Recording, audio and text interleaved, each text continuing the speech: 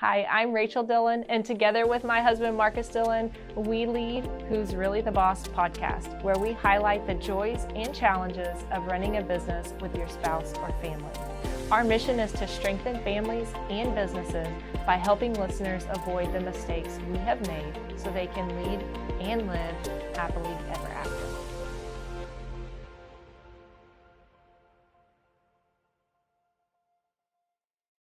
All right, well, welcome back to another episode of Who's Really the Boss podcast. We have Marcus, as always, and a special guest and also friend of ours, Mick. Mick, will you give a self-introduction? Yeah, absolutely. Thanks for having me on, guys. My name is Mick Nijher. I'm a CPA just outside of the Seattle area. We've got a small business practice north of Seattle, about 15 miles north is downtown Seattle. And I work with, small business owners in the local community. Our practice is called Nitax Services, Inc. My dad started this business in the mid-90s, so he's the founder of the business. And right now we have 15 employees, and we continue to serve the small business community in our area. Outside of, and also my wife works with us, which is, I'm sure we'll be talking about that. And outside of business, I really enjoy everything about health and fitness. I've really gotten into that lately. In my mid 30s or early 30s, I'd say I was at my unhealthiest point. Just running a business, trying to serve all our business clients. It just takes a lot of work, and I just, was focusing a lot on the business side of things, and I found myself just overweight, having back problems, and dealing with issues. I was even high cholesterol at age 32. I was diagnosed with autoimmune disease that I'm working through for the rest of my life now. So, I really just started focusing a lot on health and fitness. And when I talk about health, I think the mental health piece is really important as well. And I've seen a lot of changes ever since I was able to focus on myself, and help me personally with my family, everything I do on the personal side, but also on the business side, right? Anything you do as as the main individual running the business on a personal side, it always pays dividends on the business side as well. So I really enjoy everything health and fitness, try to go out for walks as much as possible, spend as much time with my kids. I've got a daughter that's 8 years old and a son that's 6 years old.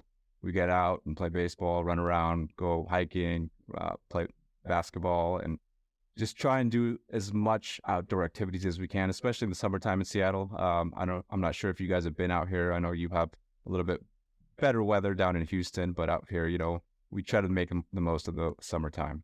Yeah, depends on time of year for who gets the better weather. And I would say Pacific Northwest in the summer months is definitely a little bit easier to take walks and play outside than it is in Houston right now. So, yeah.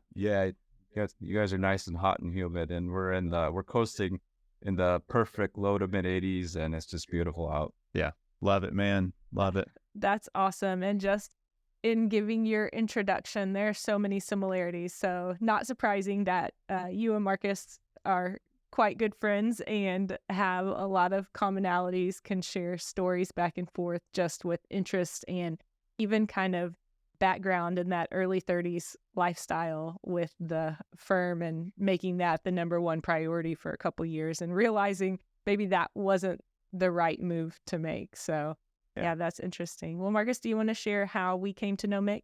Yeah, Mick has become a good friend, and so we came to know Mick and were introduced to him through a community called Rootworks. And so it's an accounting community, or a community that serves accountants in the accounting community.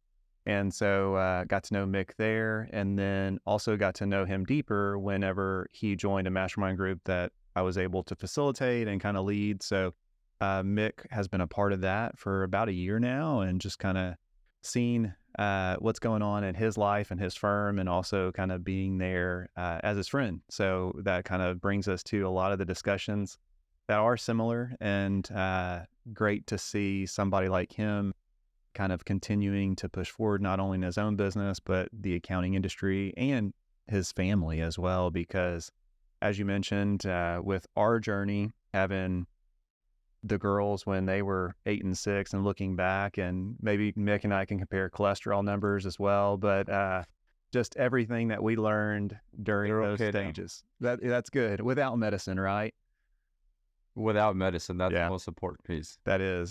So, but that's cool to see someone kind of on that same journey with you. And as we'll talk about today, a lot of similarities in the structure of the business too, with who's in it. So, Yeah. So yeah, today we are going to talk a lot about family. Mick, you've already mentioned your wife and your dad. I believe you're going to mention a few more other family members as well that are involved. But Yeah. before we get too far, will you share the best piece of advice you've ever been given? Yeah. Gosh, at this point of life, there's just so much advice that piles up, and you kind of have to put it in different buckets, right? So I think I just go back to the beginning, right? My dad instilled the values in me, and he told me to always learn and continue to learn and educate yourself. That's the most important piece, right? Especially in the industry that we're in, you always have to be learning and adapting. Tax laws, for example, I'm a tax strategist, I think I'm a tax planning expert. And based on, tax law, it's always changing. If you're not learning and constantly evolving and constantly researching, you're going to fall behind. Just going back into our industry or just life in general right now, AI is taking over, right? So at my age, I'm young enough where this is going to be a big factor in my life for the foreseeable future. So learning these things, actually thinking about how it is going to affect my life and my business, and continuing to learn and adapt, because if we don't, we'll always fall behind. My dad is older. He's 68 now. He just turned 68 a couple weeks ago. So for him, that's fine. He's on the back end of his career. He was gone through this, right? So he said, okay, now it's your turn to take care of all these responsibilities and make sure to always continue to learn and adapt. So I think that's the most important advice. It goes back, a long time. It's not just recent advice. I continue to live by that daily.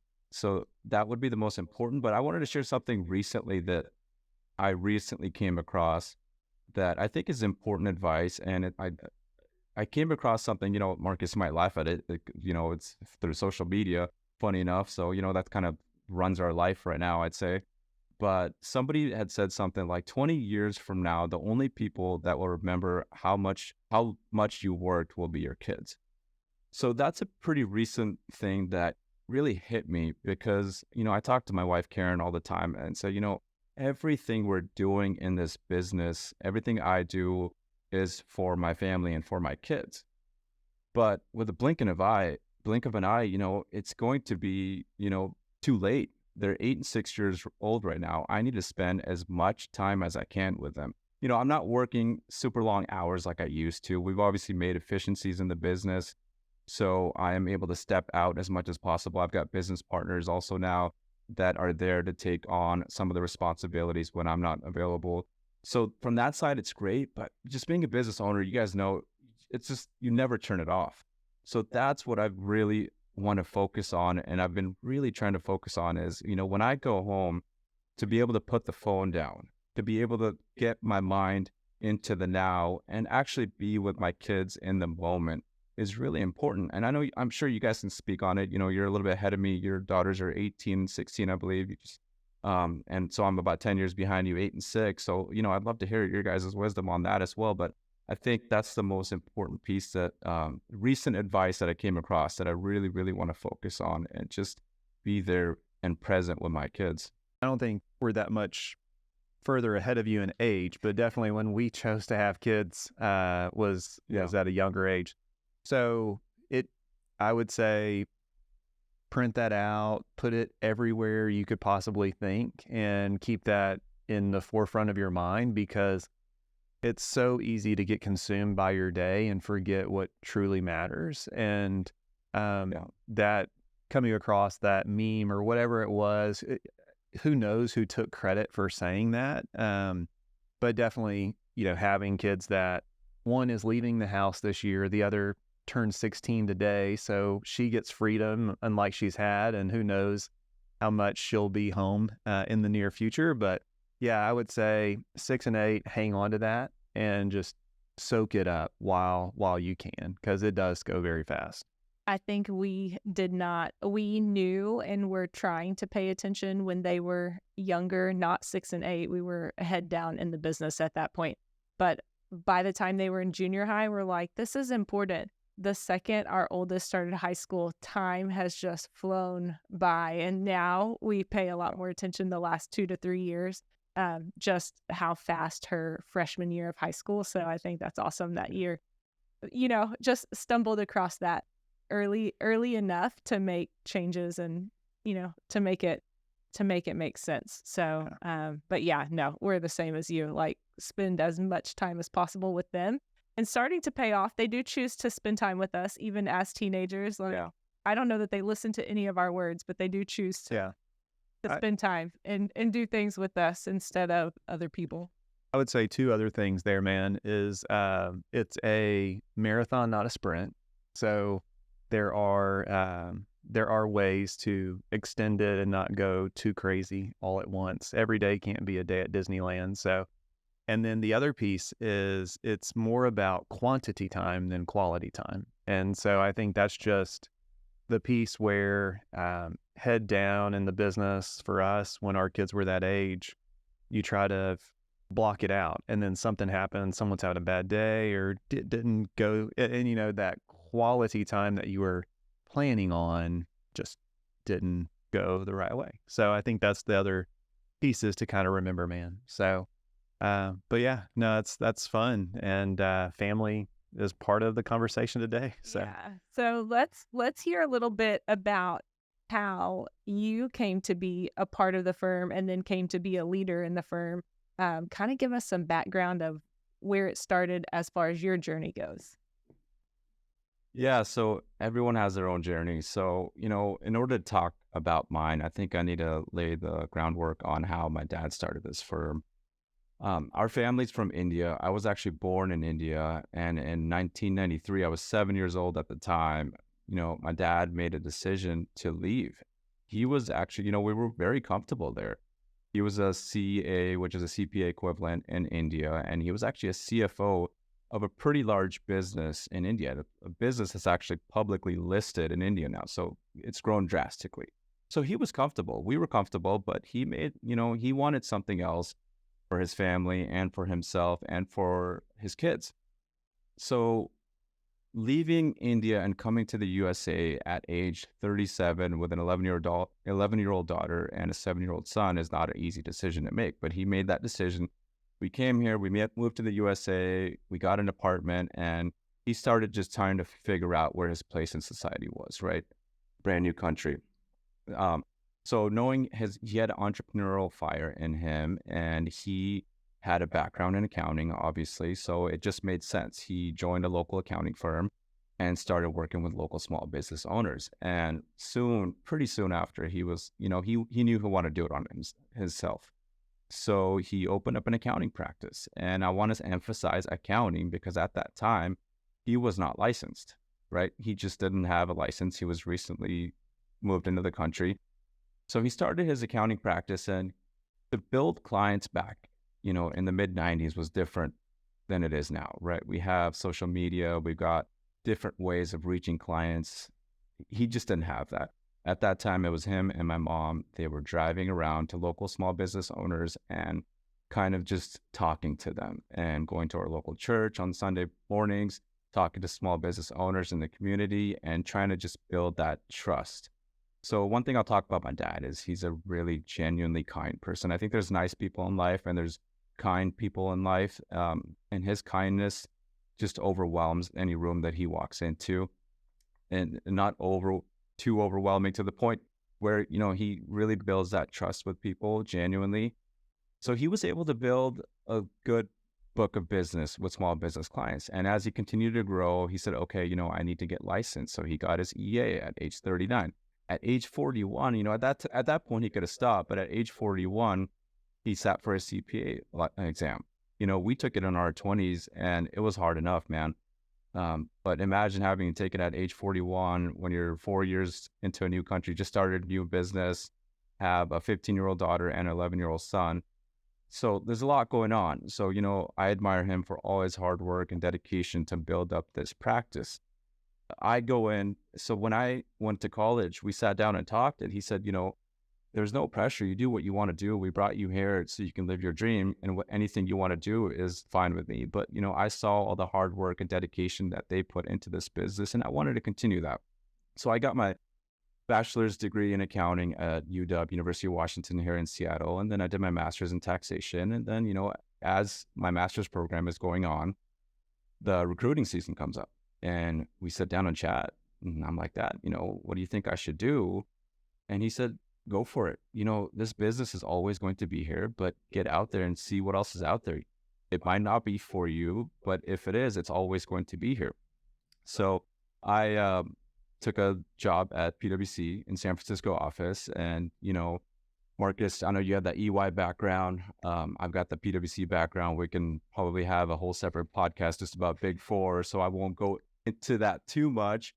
But, I made the most of my time at PwC. I was able to take on some of the bigger clients. I was able to make my name for myself, and I really made the most of it. And as I was getting ready to be promoted to senior associate, I called up my dad. I was getting lost in a little bit of tax provision work, which I just didn't enjoy as much. And I knew I had that same entrepreneurial fire in me that my dad had, 15 years prior to that. And I knew I wanted to work with small business owners. So I called him up. I said, you know what, I'm ready to come back. And he said, okay, great. So this is where the whole leadership and part comes in, right? I walk into this small office in just north of, we're actually in Seattle, a little suburb of Seattle called Green Lake at the time. And, my dad's 100% owner of this business. And I walk in, there's 5 team members at that time. And I think they were confused. What's going on here? The owner's son is coming in. And I walk in, and I think I was a little bit confused, right? I was young and naive. I was only 25 or 26 years old at the time walking in. I was like, I think I am the leader. I feel like I'm the leader. I'm coming in. I'm going to be making decisions now on how this firm is going to grow, what this firm is going to invest in. I'm going to make the decisions on, who we hire in the future. I'm going to be writing the paychecks. And man, I just was not a leader. I really wasn't. It's funny because I was young and naive, and I just didn't have any leadership skills at that time. But just assuming me as a leader does not make you a leader. A leader is defined as someone that has a vision for a business or any purpose in life and follows through with that vision and lives that and breathes it daily, right? So I had to really learn to be a leader, and I'm not sure if I'm one right now even. I am the leader of our business, but in order to get there, I'm continually working on myself. That's the biggest piece I've learned. There's no finish line for being a leader. There's no race that you cross and say, okay, I'm a leader now, I'm done. I don't think that's how it works. And that's the biggest realization that I've come to is, you have to constantly be learning and evolving and networking and, meeting people like Marcus, meeting people like in the community that we've met at Rootworks, community members that I've met at ASCTP. You have to constantly be learning. So over time, I think my definition of leadership has evolved, and I continue to learn and, grow from there. Yeah, man, there is so much to unpack there. So Yeah. The cool thing is, when your dad came over and started the business, did your mom know that she was going to work in the business as well? I don't know if she did, right? So when she first came in, she worked at Safeway. Because it was additional income. There was health insurance, there was benefits, and when he started the practice, I think she just realized he needs help because he was starting to get more and more clients. And she went in and she got her bookkeeping certificate degree as well at the local community college at that time. And she helped as much as possible, and she rolled up her sleeves and just got it done, whatever they needed. It was a family business from the start, man. Who would have thought? And very cool that your dad took that risk to not only come over, but then plant the seed. Obviously, what the tree is now from that seed that he planted so long ago. Your evolution as a leader, I guess the one question, Rachel probably has others, that I initially had, how many of those 5 people are still left? that were there with the day you came back? It's actually 0. 0. Okay. 14 years ago. So, Yeah. That's another thing I've learned as a leader is to not only grow yourself, but grow your team with you, right? Yeah. So there was a time where we were dealing with a lot of turnover, and, I'll take fault to that because, our industry in general has turnover. People, especially if you look at the Big Four, it's kind of a revolving door. So, but we've gotten to the point now, we've got, sustainable team members, and they've been with us for quite a bit of time. One of ours just hit a 10-year anniversary, which is Awesome great to see. Yeah, no, that's great. That's amazing. All right. Well, tell us a little bit about when you did come in and you were a new leader. What were some of your hopes or vision for what the firm would be now that you were a part of it? Yeah, I wanted to really make it a professional firm. Not saying that it wasn't, but a lot of things that I learned at PwC were, professionalism and how to deal with clients and really make it a proper firm. And one of the biggest reasons I wanted to come back was, I saw my dad work so hard to build this. I wanted to secure his legacy. That was the most important piece for me because, I saw how hard they worked and how much they gave up for us to leave, have a comfortable life and to build this business. So from my dad's standpoint, it was all about legacy to continue that, right? Because that's kind of like the American dream. First generation comes in. If they set up a business, the goal is that if the next generation wants to go into that business, that they really go all in and take that business to the next level. And that's kind of what I wanted to do. And that's kind of one of the seed that I want to plant in case my kids want to continue this business. There'll be no pressure on my end, but if they want to, there is going to be something here for them to build on even further. And same goes with my business partners' kids. If they want something, there's going to be something here for them. So from my dad's side, that's what it was about. For my working with my wife, that is something that just kind of made sense. So a little bit of background about her. We actually met in 2006 at a wedding up here in Seattle, and we kind of just hit it off. She was an accounting major at Fresno State in California, and I was obviously going through my accounting degree at UW, and then we moved to San Francisco together. She was at EY. So she's got a background in forensics accounting as well as she's a CFE certified fraud examiner on top of being a CPA.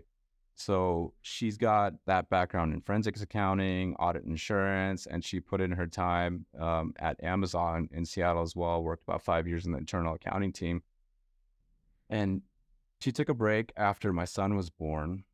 And what we talked about was when he went to preschool, she wanted to get back into the career, and it just kind of made sense because I had a vision for where I wanted the business to go, and I was a tax expert, quote unquote, and a leader of the business at that time. So I said, your background is accounting. She's so strong in accounting. It just made sense because I want to build out an accounting side of the practice. So she came in and she has taken over that accounting side of the practice, and there's no going back now. Yeah, that's awesome. So you've, how many years has it been since you've been a part of Nitax? I joined in June of 2010, so okay, passing 13 years. Yeah. So in that 13 years, your dad's he was obviously the patriarch in the business and has kind of taken a step to the side or allowed you to come forward as a leader. You've brought on your wife along on the journey to kind of help with leading the accounting department. And then here recently, you've already mentioned her, but your sister joined the team as well. So are you just convincing people at like family dinners of, this is the way? Yeah, it just things just kind of fall in place. It just works out because, like I said, from my wife's standpoint, it just made sense at the time where the business was heading. And then my sister just recently joined. What's funny is her first day working with us was day one of the Empower conference when I met you guys out in Denver in May. And she's come on as a marketing director because we feel like we're ready to take that next step and make some significant changes in our business. And it's been instrumental, again, it's not something that is like favoritism or anything. She actually earned that role. Her background is in marketing. She's got 10 years plus experience of, working at Microsoft in the marketing team as a VP of marketing. So it just made sense. And sometimes when things make sense in life, you just go for it. Yeah. Right. So that's kind of the background of how she came in as well. No, it's great. Which I think the main thing that you've probably seen, given not only your experience coming from EY, but your wife's experience coming from, or your experience coming from PwC, her experience coming from EY and Amazon, your sister's experience coming from Microsoft, the scale and the size of the clientele. So for these people coming from such large organizations, what is their first take on truly dealing with small businesses one-to-one versus being a part of a corporate organization? Yeah, I think it goes with their background, right? So I'll talk about, you mentioned my wife, and she's got EY, PwC, and Amazon background, my sister, but also my business partners, right? So one of my business partners who's been with us now since 2011, he was at GT, Grant Thornton. Okay. And my other business partner that we brought on, a few years back, he was at EY in Phoenix and then also Deloitte in Seattle. So it's not just us, it's really the entire team. Our entire management team has this background and professionalism that we were able to gain in these large environments. But the cool thing is that everyone wanted to come together, work with small businesses. What we try to really build here is working together as a family. Obviously you have to kind of separate out business and family as much as possible, but at the end of the day, we really look at it as a family environment here. And I think that's just something that everyone that I've spoken to them personally, and I've heard them talk to others and mention that that's the best thing about this environment, is that they can be themselves, they can be true to themselves, and they truly have a passion in helping small business owners.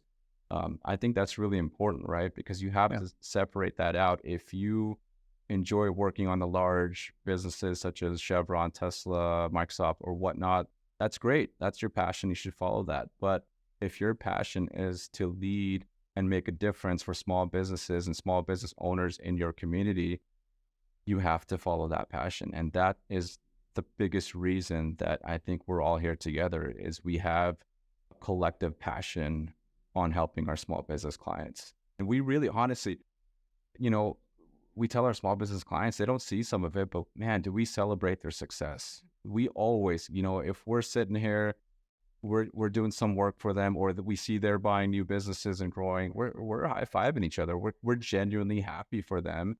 And that's what makes us happy, is seeing the success and the growth of their businesses and their families.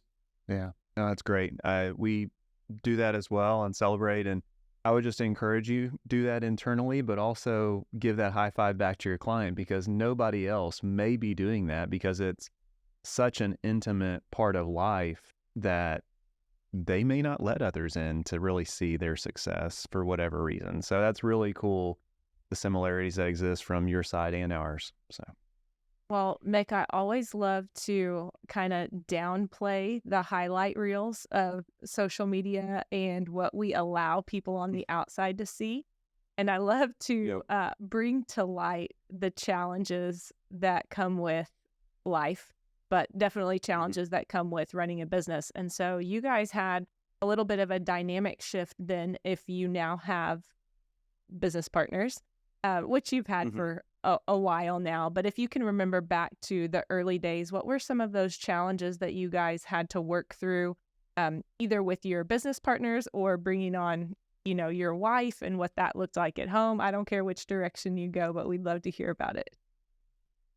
Yeah, as far as the family dynamic, I know, there's a lot of drama out there that we've seen it as well in other small businesses. There's a lot of things that can go wrong. We've been lucky and blessed enough that things have gone right. And I think everyone understands their roles, and that's the most important piece of it. Really, that's the biggest piece. But as far as, one of my biggest challenges, when I came into the business, I started to realize that we were doing a lot of work for our small business clients. Some things that traditionally you wouldn't expect your CPA firm to do. So going back to, how my dad had to build his trust with his business clients, I think one thing that happened was that he just started to do almost things that necessarily he shouldn't have been doing for some of them, right? Because, he was building a business. At that point, you have to kind of say yes to everything. So small business owners, I realized when I walked into the business, had really relied on us for things that I just didn't think CPAs should be doing, in the sense that not that we shouldn't be doing it legally, but we should be focusing on different things. So things like, hey, my business license is up for renewal. Can you help us with that? Well, our business insurance is expired. We need help filling out this form. And, I walk in and I'm like, is this what, leaving PwC, is this really what happens as a small business environment? And then, as I continue to build and grow, I realized that, no, that's not what we need to be focusing on, because it's a two-way relationship. That those are things that the management of the business needs to take care of, while we focus on our expertise. So that was one of the biggest challenges I had to overcome, because I had to, carefully play that out as well. These are my dad's clients coming in. Okay, this new kid is coming in and he wants to all of a sudden say no to us about some of this work that we're so used to getting done. So I had to, really walk the fine line there and figure out a way to kind of teach clients on, okay, this is what, you guys need to be taking care of, and we're here to help you out, and I can teach you, so next time you take care of it. So it was a little bit of a matter of kind of, learning to say no to some of these things that was really able to help us take off, because then it freed up a lot more time for us to focus on valuable work that we can actually, provide value to our clients. And they benefited more than we did, just as much as we did, because, because once we are able to actually provide that valuable services, they see it on their bottom line as well. Yeah. I love what you did there, and kind of that approach of skill, scope, and scale. And you came through and looked at what are the skill set that we have, what should we be doing, scope, what are we being paid to do, and should that be included, and then scale, and we do this for others. So I love the fact that with fresh eyes, you probably came in and saw that, versus even where we're at today, you're being in that chair for 13 years. You could have somebody come in your business like your sister who says, why are we doing this? And it's just evolved over time. And I think that fresh perspective adds a ton of value to any business. Yeah, absolutely. So what are some of the things that you know now that you wished you had known sooner? Yeah. I think the biggest thing is that it's okay. It's okay to say no. It's okay to be wrong. It's okay to make mistakes. It's okay to be vulnerable, and it's okay to ask for help. I when I walked in, I thought that I had to be this person that just knew everything. And that's just not true. It's human nature. We are not going to know everything. We're not going to please every single person. And we have to have the ability to say no, or else we're really going to get lost in a lot of this work. And in general, in life as well. And another thing is, just being vulnerable. That's one thing I think, going back to the whole leadership talk, I think a leader needs to be able to be vulnerable, because then people are able to relate to them or her. That's the most important thing. And I think it's okay to ask for help. You got to understand what you're good at, and you have to focus on that. I cannot be good at every single thing that we do inside our business. Knowing that is the most important piece to my growth and the growth of our business. So I think those are the most important things, just understanding that it's okay to, ask for help and be vulnerable, make mistakes, and be wrong. Yeah. I think you've done a really good job in elevating yourself as one of the leaders at your business and getting the advice of others, not only your dad, but your partners and other people you've brought along the journey, whether it's your wife or your sister or whoever. I love how technology forward you are. And do you mind sharing a little bit about even how you have kind of brought it back full circle? Yeah, I think technology is a big piece of it. So when I came in, that was another piece of it, right? We had an old school filing system. So everything was done by hand. Tax returns were printed and they were filed and mailed out.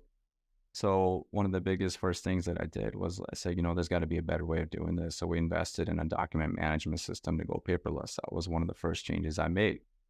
And then as we continued to grow, there was more efficiencies that could be improved. I really started to get involved in networking and getting involved in communities such as WSCPA and Rootworks and whatnot, and realized that, we need to be a forward-thinking firm in order to be able to sustain ourselves for long term. We talk about AI right now, and right now in our business practice, we made the decision to stop taking on personal or individual tax clients. We want to work with businesses and have business relationships. So investing in technology is investing in processes, investing in, and kind of, not necessarily going with everyone, right? So I think QBO is a big player in our industry. So when we were looking to renew our subscription with an accounting software, we went a different route. We went to Xero because for me, relationships matter. And I had a really good relationship and experience with the Xero team, whereas QBO, I just couldn't get anyone on the line, and it felt like they just didn't care. So, the fact that the folks at Xero were able to willing to invest their time in us and come into our business and really work with us was important to me. So, partnering with Xero, our payroll practice was so old school. I remember, clients were calling in hours, they were faxing in hours, and we were running it through this old school accounting system and printing pay stubs, had to package them, scan them together, email it back. It was just so old school, right? But that's what it is, right? So you have to continue to improve. So we partnered with ADP, and now we're one of the largest wholesalers of, payroll processing on the West Coast with ADP. We have a great relationship with them. So I think the biggest things is just continuing to learn and grow. Going back to, what my dad had the biggest piece of advice I've received is always learn, grow, and adapt. If you don't, you'll fall behind. Yeah, no, it's great. And that technology that you've leaned into allows you to be in office, out of office, wherever you're at, and essentially be doing great work with the team and the clients. So really yeah, that's the biggest piece of it. I think, just in the world that we live in, it's such a small world, and technology is kind of the driving factor for that. And, gosh, we don't even know what the industry is going to look like in 5, 10, 15 years from now. Part of me feels like, tax return preparation is going to be automated to the point where, I'm not sure how much human involvement there will be. So, we've kind of leaned into more of the advisory services with businesses and tax planning, because we understand, there's tons and thousands of preparers out there that can prepare your tax return. But for us, the more important piece is the relationship piece, where we can provide value to your business on the back end. And that to me is not replaceable. Yeah. You've done a really good job with technology, but also delegation and, getting the work that needs to be done into the right hands of the people that can help you have a good conversation with the client. So I think you're doing a lot of things right there. Yeah. So as we wrap up, tell us a little bit about any pieces of advice that you would have for people considering working with family or currently working with family. Just how you guys have managed those relationships, because you mentioned before we started recording that you even still hang out with your sister. So not only does she work there, but you guys still like each other. So that's good. So any advice for them? He's like recruiting his niece or nephew or brother-in-law at this point. So I already talked to my nephew. He just turned 11 years old. I was like, you got about 4 more years before you're coming in, man. Yeah. The biggest piece of advice is just know your place in the business. I think that's really important. It's easy to wear every single hat, but it doesn't mean that that's best for the business or your relationships. Like going back to the example, my wife is just brilliant at accounting work, and I'm not. I can do accounting work for small businesses, but that is her specialty. So she focuses on that side of the business while I focus on more of the tax side and overall business strategy. So because I've seen issues with small business owners that are dealing with family members where I think they get excited and they jump into a business plan and they don't have a strategy laid out. They don't know exactly who is good at what. And I think there's a lot of commingling rather than staying in your own lane and just understanding what you can do best for the business, for the common good of the business, and for your personal relationship. You have to be upfront. You have to be honest. And are there going to be days that are difficult? Are you going to make mistakes? Are you going to have arguments or disagreements? Yeah, of course. But the whole point of it is that as long as you are proactively and, together working for the common goal, I think you'll be fine. And just understanding your place in that business is really, really critical. Yeah. I think what would you guys, add to that? Because obviously you have that same dynamic that I have working together. Yeah, I just thought of this. A lot of people view family members as cheap labor, and it's the opposite. I think that is probably the most expensive person to have in the business because of what they could be doing outside of the business. It's just expensive from the value and the heaviness that it brings to the overall family or life dynamic as well. So we have a, kind of this, I don't know if it's a saying but if it's not a definite yes, then it's a definite no on a hire. And it's just easier to never hire the person than to hire a bad person and have to let them go. So I think it's even more compounded when it's a family member in that situation. Is it really ready? Probably what you did with your dad at that time. Like if you'd have come in then as opposed to going out and grinding at a big four company or anything like that, you wouldn't appreciate where you're at today. And sometimes you have to let people go and see that there's, this is the greenest pasture because we water it, essentially. So anything? Yeah, I would say that our strengths are different for Marcus and I. So us coming into work together, that fell in line kind of naturally. And Marcus being there ahead of me, like totally understood and saw him as the leader and me as like a supplement to his leadership. But I think one of the things that we wish we had known sooner or advice to give is really setting those boundaries outside of the office. You can't compartmentalize, but setting dedicated time that is not about work is so important. And, that ebbs and flows for us. And certain times work takes over more than it should. But that's something that we try really hard now is to bring that back and like, okay, we have to turn it off. We have to take a break. Very hard. Yeah, it's hard. It's hard to turn it off. You go home, come to work, you're together, you go home, you're together. And you have to really put it aside. Yeah. But it's something, we work on daily. And I think I love what you said, Marcus. I think some people do value family members as cheap labor, but I think to me it's completely opposite.